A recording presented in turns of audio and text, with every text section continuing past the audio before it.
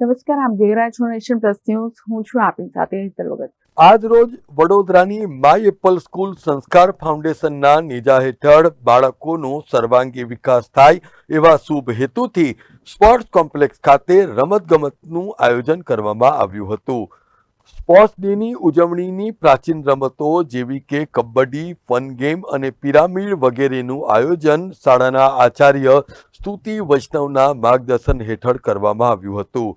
આ રમતગમત મહોત્સવમાં બાળકો પ્રાચીન અને પરંપરાગત રમતો જેવી કે કબડ્ડી, ગિલ્લી દંડા અને ખોખો જેવી રમતો રમવા માટે પ્રેરાય એવા હેતુથી આયોજિત આ વિશેષ કાર્યક્રમમાં બાળકોના વિકાસ, વર્તન અને આંતરવ્યક્તિત્વ કૌશલ્યોના વિવિધ પાસાઓને વિકસાવવામાં પણ મહત્વની ભૂમિકા અદા કરવામાં આવી છે એવો મત વ્યક્ત કરવામાં આવ્યો હતો.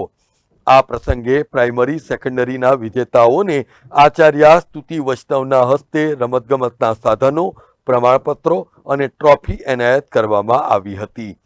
4 હાઉસ સત્કાર, સત્ય, કરુણા અને મૈત્રીને વચ્ચે હાઉસ એવોર્ડની રનિંગ ટ્રોફી યોજાઈ હતી, જેમાં આ વખતે મૈત્રી હાઉસ વિજેતા જાહેર થયું હતું.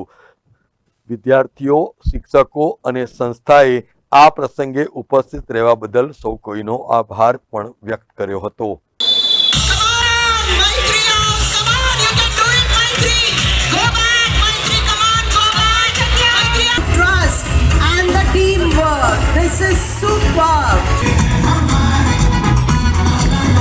If you touch, you are disqualified.